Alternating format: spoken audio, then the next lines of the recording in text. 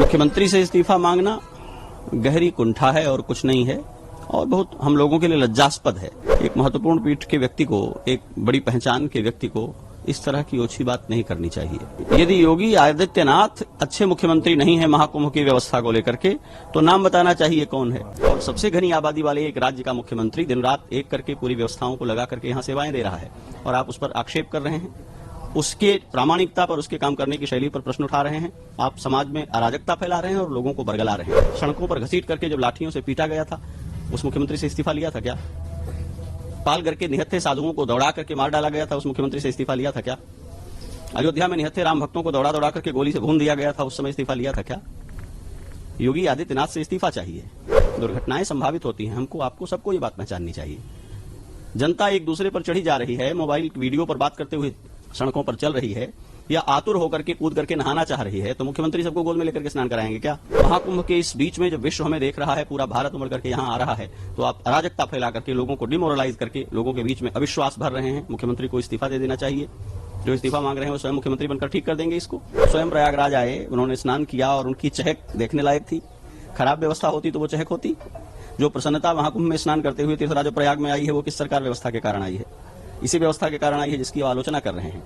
तो एक बहुत पुरानी सी बात है हमारे यहाँ कि मीठा मीठा गुप्त करेंगे और तीता तीता थू कर देंगे। ऐसे नहीं चलता है समाज। प्रयागराज महाकुंभ में मची भगदड़ को लेकर जिस तरह से शंकराचार्य स्वामी अविमुक्तेश्वरानंद सरस्वती से लेकर समाजवादी पार्टी के प्रमुख अखिलेश यादव लगातार गंदी राजनीति कर रहे हैं, अफवाहें फैला रहे हैं, किस तरीके का झूठ जनता के सामने परोसा जा रहा है, उसको लेकर अब साधु संतों का गुस्सा फूट पड़ा है।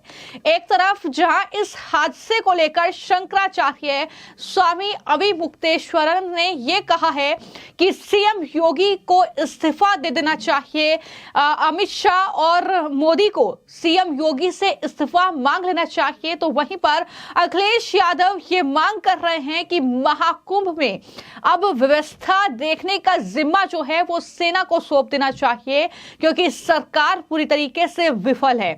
इसको लेकर अब आचार्य मिथिलेश नंदिनी शरण महाराज का जवाब सामने आया है, और नंदिनी महाराज ने जो जवाब दिया है वो जाहिर तौर पर अखिलेश यादव और साथ ही शंकराचार्य के लिए ये बताने के लिए काफी है कि किस तरीके से वो अपनी गंदी राजनीति जो है वो महाकुंभ पर कर रहे हैं।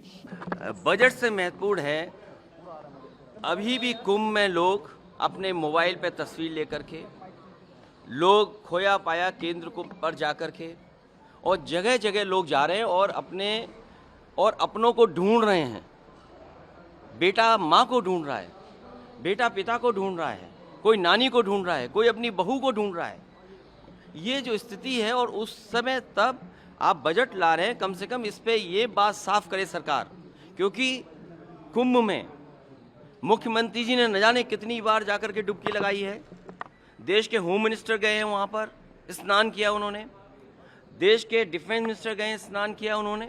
अगर इतने बड़े लोग जा रहे हैं, और सुनने में आ रहा है कि आज वाइस प्रेसिडेंट भी जा रहे हैं स्नान करने, और आने वाले समय प्रधानमंत्री जी भी जा रहे हैं। सोचिए, जिस कुंभ में जाने चली गई हों, लाशों की गिनती नहीं बताई जा रही हो, जो खो गए उनके बारे में न बताया जा रहा हो, तो बजट ये महत्वपूर्ण हो। जिस कुंभ के लिए न जाने कितना बजट खर्च किया गया होगा, विज्ञापन चल रहे हैं, बुला रहे हैं लोगों को, 40 करोड़ लोगों को बुलाने का लक्ष्य था। ये डिजिटल महाकुंभ होगा। आप सोचिए, जहां पर डिजिटल कुंभ में सीसीटीवी लगे थे, क्या इनकी जानकारी में नहीं है? जो आपने आसमान में उड़ाने का काम किया था ड्रोन्स का, क्या आपको जानकारी नहीं है? तो ये बजट अपनी जगह है, लेकिन कुंभ महत्वपूर्ण है जहां पर लाशें गई हैं और हिंदुओं की जान गई है।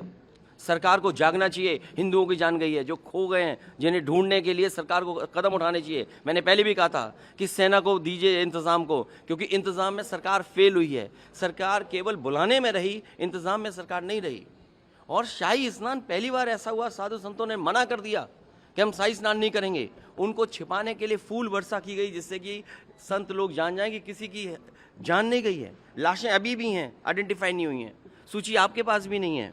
अगर आप भी मांगना चाहो, सूची नहीं दे रहे हैं, बताइए आप बजट ला रहे हो, लेकिन महाकुंभ जिसको दुनिया में आपने प्रचार किया, दुनिया से लोग आए, उसमें जान चली गई, उसकी गिनती नहीं है आपको। आप रुपए की गिनती यहाँ कर करके बताना चाहते हो, ये बजट मायूस न करे। लेकिन सबसे बड़ी बात है, कुंभ में जो लोगों की जान गई है वो प्राथमिकता है समाजवादी पार्टी की। बता दें कि आचार्य मिथिलेश नंदनी महाराज ने यह साफ तौर पर कहा है कि सरकार और प्रशासन से इस्तीफा मांगना शर्मनाक है, जो हमें लगातार सुविधा दे रहे हैं। उनका यह कहना है कि इस्तीफा तब मांगना चाहिए था जब अयोध्या में निर्दोष हिंदुओं पर गोली चलाई गई थी, और इस्तीफा तब मांगना चाहिए था जब पालघर में साधुओं की हत्या की गई। आखिर तब उन्हें माफ क्यों कर दिया गया? यह सवाल उन्होंने शंकराचार्य अविमुक्तेश्वरानंद से पूछा है, और यह कहा है कि इस्तीफा मांग रहे हैं उस मुख्यमंत्री से जो आपके कुंभ आने के महीनों पहले से कुंभ में पैदल घूम घूम कर अपनी व्यवस्थाएं बना रहे हैं। हर एक जो है साधु संतों के पास जा रहे हैं, उनसे पूछ रहे हैं कि किसी चीज की कोई कमी तो नहीं है, और इस तरीके से वहां पर लगातार नजर बनाए रखे हुए हैं। आचार्य मिथिलेश ने अविमुक्तेश्वरानंद को जवाब देते हुए कहा कि उस मुख्यमंत्री से इस्तीफा मांग रहे हैं जो आपके ऊपर हेलीकॉप्टर से फूल बरसा रहा है। आप क्या कल्पना करते हैं कि मुख्यमंत्री सहस्त्र बाहु है जो सारी भीड़ को गोद में उठाकर नहलाएंगे और घर पर पहुंचाएंगे? जनता को इसके लिए तैयार रहना ही पड़ेगा। कुछ इस तरीके से जो है जवाब सामने आया है आचार्य मिथिलेश महाराज का, और किस तरीके से उन्होंने अविमुक्तेश्वरानंद सरस्वती को मुंहतोड़ जवाब दिया है जब उन्होंने सीएम योगी का इस्तीफा मांगा है। सुनिए क्या कुछ उन्होंने कहा। महाकुंभ में जो दुर्घटना सामने आई है वो बहुत त्रासद है, दुखद है, और सभी के प्रति बहुत गहरी संवेदना हमारी है। लेकिन उस दुर्घटना को लेकर के सरकार को और मुख्यमंत्री को आक्षेप करना और छिद्रान्वेषण करना या उन्हें दोषी मानना, मैं समझता हूं ये एक कुंठा का प्रकटीकरण है और कुछ नहीं है। जितनी भीड़ प्रयाग में हो रही है और जितने बड़े पैमाने पर यहां आने वाले लोगों के लिए व्यवस्थाएं निर्धारित की गई हैं, उसको देखते हुए ये अपूर्व है। इसके पहले भी ऐसी व्यवस्था नहीं हुई है और आगे भी हम इसकी कल्पना नहीं कर सकते हैं। असाधारण भीड़ है, आई हुई जनता भक्तिभाव से, श्रद्धा से भरी हुई है, और वो सारे लोग सामान्य नागरिक नियमों का पालन भी नहीं कर पा रहे हैं, जिसके कारण ये परिस्थिति सामने आई है। मुख्यमंत्री से इस्तीफा मांगना गहरी कुंठा है और कुछ नहीं है, और बहुत हम लोगों के लिए लज्जास्पद है। एक महत्वपूर्ण पीठ के व्यक्ति को, एक बड़ी पहचान के व्यक्ति को इस तरह की ओछी बात नहीं करनी चाहिए। अगर योगी आदित्यनाथ जो महीनों पहले से आकर के महाकुंभ मेले की व्यवस्था को सुनिश्चित कर रहे हैं, देश भर में घूम करके इस कुंभ की महिमा को बढ़ा रहे हैं, भारतवर्ष और उत्तर प्रदेश की महिमा को बढ़ा रहे हैं, संतों के ऊपर मुख्य पर्वों पर हेलीकॉप्टर से फूल बरसा रहे हैं, अगर उनके काम और उनकी व्यवस्था के प्रति हमारा संदेह है और हमारी निष्ठा पक्की नहीं है, तो कौन है जो यहाँ आकर ठीक कर देगा? यदि योगी आदित्यनाथ अच्छे मुख्यमंत्री नहीं है महाकुंभ की व्यवस्था को लेकर के, तो नाम बताना चाहिए कौन है। इतने बड़े समाज को, इतने बड़े प्रांत को, इतने बड़े मेले को, जिसको यूनेस्को मानवता की अमूर्त सांस्कृतिक धरोहर कह रहा है, उसके रूपायन करने वाले शिल्पी को आप कह रहे हैं आप इस्तीफा दे दें, दूसरे किसी को बना दीजिए। किसको बना दें? और जो कह रहा है दूसरे किसी को बना दें, वो स्वयं बनकर जरा ठीक कर दे इसे। अपना मठ चलाने में, अपना शिविर चलाने में, अपनी व्यवस्थाएं चलाने में लोगों को लाले पड़ जा रहे हैं व्यवस्थाओं के। और सबसे घनी आबादी वाले एक राज्य का मुख्यमंत्री दिन रात एक करके पूरी व्यवस्थाओं को लगा करके यहाँ सेवाएं दे रहा है, और आप उस पर आक्षेप कर रहे हैं, उसके प्रामाणिकता पर, उसके काम करने की शैली पर प्रश्न उठा रहे हैं। आप समाज में अराजकता फैला रहे हैं और लोगों को बरगला रहे हैं। हमें अपने दिन भूलने नहीं चाहिए। सड़कों पर घसीट करके जब लाठियों से पीटा गया था, उस मुख्यमंत्री से इस्तीफा लिया था क्या? पालघर के निहत्थे साधुओं को दौड़ा करके मार डाला गया था, उस मुख्यमंत्री से इस्तीफा लिया था क्या? अयोध्या में निहत्थे राम भक्तों को दौड़ा दौड़ा करके गोली से भून दिया गया था, उस समय इस्तीफा लिया था क्या? योगी आदित्यनाथ से इस्तीफा चाहिए। इतनी राजनीति में रुचि है तो आइए राजनीति करिए। इस देश में मुख्यमंत्री जनमत से बनता है, वोटिंग से बनता है, सांगठनिक और संवैधानिक योजना से बनता है। अपने मन से मुकुट पहनकर चांदी की कुर्सी पर बैठ जाने से कोई मुख्यमंत्री नहीं बन जाता है। आप कह देंगे और मुख्यमंत्री पद छोड़ देंगे। ये बातें समाज को दिग्भ्रमित करने के लिए कही जाती हैं। ये गहरी कुंठा से पैदा होने वाली बातें हैं। मैं मुख्यमंत्री का प्रचारक नहीं हूं, लेकिन इस महाकुंभ के मेले को देखते हुए, जिसमें रत्ती भर भी कृतज्ञता है और मानवता बोध है, वो उनकी वाह कहेगा, उनकी प्रशस्ति करेगा। और इतनी चिंता यदि है तो अपनी भूमिका तय करनी चाहिए। हम क्या कर रहे हैं इस मेले को ठीक करने के लिए? बहुत लज्जास्पद है और ये सुनकर के बहुत दुख हो रहा है कि हमारे भारत के स्वतंत्र भारत के इतिहास में एक मुख्यमंत्री जिसने अपनी सबसे बड़ी प्रतिबद्धता धर्म को, हिंदुत्व की पहचान और सम्मान को बना रखा हो, उसको धार्मिक पहचान का वहन करने वाला एक व्यक्ति कहे कि वो इस्तीफा दे दें, वो योग्य नहीं है और वो नहीं संभाल पाएगा, लिपापोती करेगा। अब भाषा सुनिए, यही भाषा होती है। यही बोल करके समाज को हम सिखाएंगे बोला कैसे जाता है, बात कैसे की जाती है। आपको क्रोध भी हो तो आपके लहजे में, आपके चरित्र की, आपकी वाणी की बात जो है प्रकट होनी चाहिए। आप असहमत भी हो तो आप असहमत हैं तो बात करिए, अपनी असहमतियां रखिए। महाकुंभ के इस बीच में जब विश्व हमें देख रहा है, पूरा भारत उमड़ करके यहाँ आ रहा है, तो आप अराजकता फैला करके, लोगों को डिमोरलाइज करके, लोगों के बीच में अविश्वास भर रहे हैं। मुख्यमंत्री को इस्तीफा दे देना चाहिए। जो इस्तीफा मांग रहे हैं वो स्वयं मुख्यमंत्री बनकर ठीक कर देंगे इसको। हमारा इतिहास दुर्घटनाओं से भरा हुआ है। कोविड महामारी में लाखों लोग मरे हैं, किसको इस्तीफा दे देना चाहिए।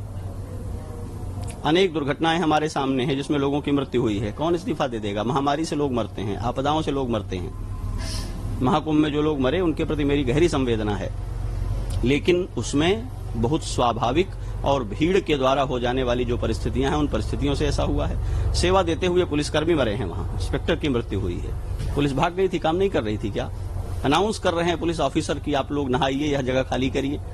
सबके काम करने की एक सीमा है। सारी अच्छाइयों का विधिवत पालन करते रहने पर भी जहां जनसम्मर्द इकट्ठा होता है वहां दुर्घटनाएं संभावित रहती हैं। व्यवस्थाओं को, शासन को दुर्घटनाएं रोकनी होती हैं, वे इस पर काम करते हैं। दिन रात पुलिस प्रशासन, व्यवस्था, सरकार के लोग एक पांव पर खड़े रहकर काम कर रहे हैं।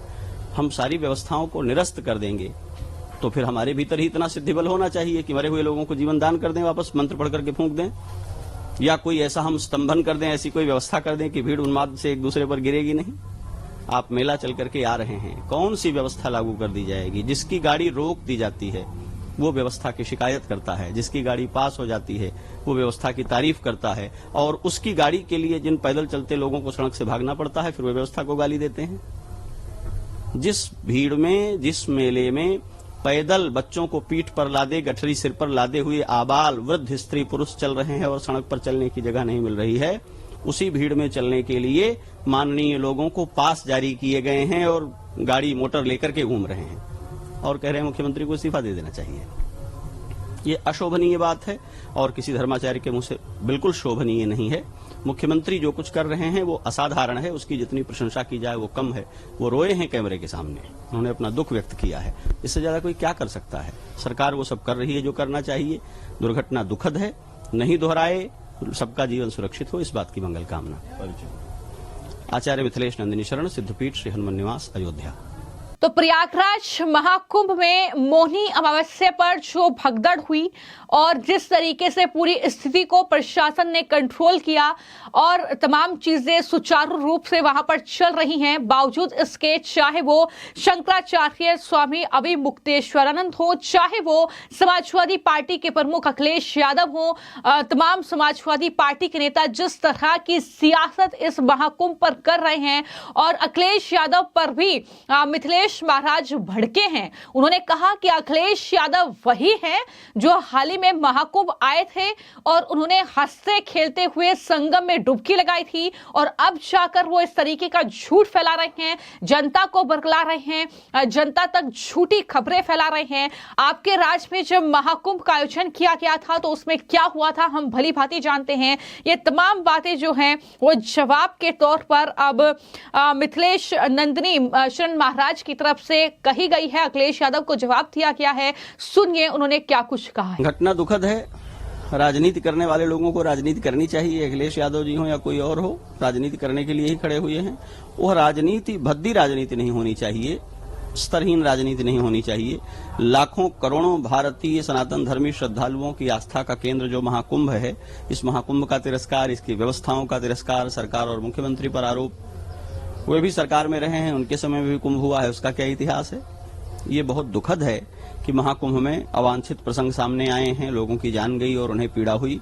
यह नहीं दोहराना चाहिए, लेकिन किसी भी व्यक्ति को इस समय बहुत संवेदनशील होकर के जो पीड़ित हुए हैं उनके प्रति अपनी सद्भावना व्यक्त करनी चाहिए और जो कुछ चल रहा है ये अच्छा हो सके इस बात की शुभकामना करनी चाहिए। इन दुर्घटनाओं में अपने भविष्य के रास्ते खुलने का जो लोग अवसर देख रहे हैं वे निश्चित रूप से सनातन धर्म और मनुष्यता के विरुद्ध लोग हैं। किसी तरह उनकी संस्तुति नहीं की जा सकती। ये बहुत महत्वपूर्ण है। वो स्वयं प्रयागराज आए, उन्होंने स्नान किया और उनकी चहक देखने लायक थी। खराब व्यवस्था होती तो वो चहक होती। जो प्रसन्नता महाकुंभ में स्नान करते हुए तीर्थराज प्रयाग में आई है, वो किस सरकार व्यवस्था के कारण आई है? इसी व्यवस्था के कारण आई है जिसकी अब आलोचना कर रहे हैं। तो एक बहुत पुरानी सी बात है हमारे यहाँ कि मीठा मीठा गुप्त करेंगे और तीता तीता थू कर देंगे। ऐसे नहीं चलता है समाज। यह समाज लाखों करोड़ों की आकांक्षाओं से निर्मित हुआ समाज है। ये संभव है कि कहीं कोई त्रुटि हो तो उसके प्रति हमें संवेदनशील होना चाहिए, उसके ठीक होने की मंगल कामना करनी चाहिए। उस पर ओछी टिप्पणियां करके जनभावना को मलिन करना, यहाँ आते हुए श्रद्धालुओं को, उनके मन को खराब करना। आप स्नान करके चले गए, अब बाकियों को यह ध्यान दिलाना कि स्नान करने लायक नहीं है, व्यवस्था खराब है। अगर वो वस्तुतः व्यवस्था के खराब होने को लेकर के चिंतित थे तो नैतिक बात यह थी कि कुंभ स्नान के लिए यह समय टाल देते, किसी और समय आते। इसी महाकुंभ में इसी सरकार और प्रशासन की व्यवस्था में आकर के जो हंसते खेलते हुए स्नान करके गया हो, फिर वो व्यवस्था पर आक्षेप करे, ये बात व्यर्थ है। ये उनका अनुभव होगा, वो सरकार में रहे हैं, उन्होंने ऐसा किया होगा, इसलिए वो अपने अनुभव से बोल रहे होंगे।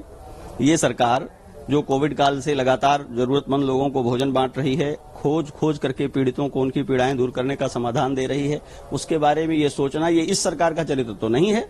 वो पहले सरकार चला चुके हैं, उनके अपने अनुभव का विषय होगा, इसलिए वो इस तरह दोहरा रहे हैं। तो वो जानते होंगे ठीक से कि इसकी सच्चाई क्या है। मुख्यमंत्री का काम पैनिक फैलाना, नंबर्स बताना, प्रोपेगेट करना नहीं होता। मुख्यमंत्री का काम होता है समस्याओं का समाधान खोजने के लिए चिंतित होना। और वो जितना योगी आदित्यनाथ में है, जितनी प्रतिबद्धता उनकी है, उनके सामने कहीं कोई दूसरा मुख्यमंत्री खड़ा नहीं होता। तो इसलिए इस पर व्यर्थ है कोई टिप्पणी करना। किस तरह से इसका क्या महत्व है, कितना आप लोग इसको देख रहे हैं, क्या तैयारियां हो रही है? बड़ा अवसर है। बसंत पंचमी हम लोगों के लिए विशेष महत्व का है। ऋतुराज वसंत का प्राकट्य है और ये वसंत ऋतु है जो चैत्र और वैशाख मास में आवेगी। तो हमारे आराध्य भगवान श्री राम का प्राकट्य वसंत ऋतु में हुआ है। तो संतों के लिए, भक्तों के लिए विशेष अवसर है। सरस्वती जी का अवसर है। यहाँ सरस्वती का संगम होने के कारण यह स्नान महत्वपूर्ण है। बड़ी भीड़ आएगी। सबके लिए शुभकामना भगवान वेणी माधव से, गंगा यमुना सरस्वती के संगम से प्रार्थना कि सबके लिए सकुशल बीते। और इस बात का प्रशासन से विशेष आग्रह कि संभावना और कठिनाइयों को देखते हुए उतनी ही भीड़ मेले में आने दी जाए जितनी स्नान करके सकुशल लौट सके। आने वाले श्रद्धालुओं से भी इस बात का आग्रह है कि उन्माद के बिना सहज भाव से स्नान करने में समर्थ लोग ही यहाँ आवें और मेले को एंजॉय करने के बजाय स्नान करके शांतिपूर्वक लौटने पर ध्यान दें। और अखाड़े के पूज्य आचार्यों से, महामंडलेश्वरों से मेरी भी विनम्र प्रार्थना है कि संभव हो तो वर्तमान परिस्थितियों को देखते हुए मुख्य स्नान पर्वों पर शाही स्नान के स्वरूप को स्थगित रखने या संक्षिप्त रखने में भी ज्यादा भलाई है। अधिकाधिक जनता सहज भाव से स्नान करके लौट जाए, मेला सुचारू संपन्न हो जाए, ये हमारे लिए ज्यादा बड़ा लक्ष्य है। बाकी धार्मिक रीतियों को हम अपने ढंग से संपादित कर सकते हैं। सभी के लिए वसंत पंचमी के स्नान की बहुत शुभकामनाएं और ये प्रार्थना कि निर्विघ्न निरापद रूप से स्नान संपन्न हो और सभी श्रद्धालु ठीक से स्नान करके अपने स्थानों को वापस जा सकें। तो आपको मैं जानकारी दे दूं कि अखिलेश यादव लगातार जिस तरीके की सियासत कर रहे हैं, उन्होंने हाल ही में ये कहा कि संसद में जो है बजट से ज्यादा महत्वपूर्ण है कि महाकुंभ में कितने लोग मरे हैं, इसका सही आंकड़ा जनता के सामने रखें, कितनी जान भगदड़ में गई है। और यही शब्द जो है वो अभी मुक्तेश्वरानंद के हैं, उन्हीं की बिल्कुल भाषा वो बोल रहे हैं। उनका भी यही कहना है कि पूरी दुनिया में आंकड़े जो है घायलों के जो चल रहे हैं, लेकिन प्रशासन और मुख्यमंत्री कुछ नहीं बताते हैं। ये बातें वो भी कर रहे हैं, इसलिए हम चाहते हैं कि सीएम योगी जो है अपने पद से इस्तीफा दे दें। लेकिन वहीं पर किस तरीके से सीएम योगी आज भी प्रयागराज में हैं, साधु संतों के बीच हैं, अखाड़ों के प्रमुख से उन्होंने मुलाकात की है, उन्हें संबोधित किया है। यानी किस तरीके से वो प्रयागराज महाकुंभ, जिसमें अब तक लगभग 25 करोड़ से ज्यादा श्रद्धालु संगम में डुबकी लगा चुके हैं, उन्हें दरअसल भीड़ को कंट्रोल करना, पूरी व्यवस्था बनाए रखना और इतनी बड़ी व्यवस्था को देखना, उसकी निगरानी करना, ये तमाम चीजें सरकार और प्रशासन मिलकर कर रहा है। लेकिन बावजूद इसके कुछ ऐसे लोग हैं जो लगातार गिद्ध की तरह अपनी नजरें महाकुंभ पर गड़ाए बैठे हैं कि कुछ अनहोनी हो। और इस तरीके से हम सरकार को किस तरीके से ब्लेम करें, किस तरीके से ब्लेम गेम खेलें, इसमें ना सिर्फ विपक्ष के नेता हैं बल्कि विपक्ष की जुबान बोलने वाले कुछ जो है साधु संत भी इसमें शामिल हैं, जो लगातार वहां पर अफवाहों का बाजार गर्म कर रहे हैं, लोगों के बीच गलत सूचना फैला रहे हैं। तो ये तमाम चीजें हैं जिसको कंट्रोल करना जरूरी है और इन चीजों पर भी लगातार पुलिस और प्रशासन की निगाहें टिकी हुई हैं। फिलहाल आपकी इस खबर को लेकर क्या राय है, हमें कमेंट बॉक्स में जरूर लिखें। धन्यवाद।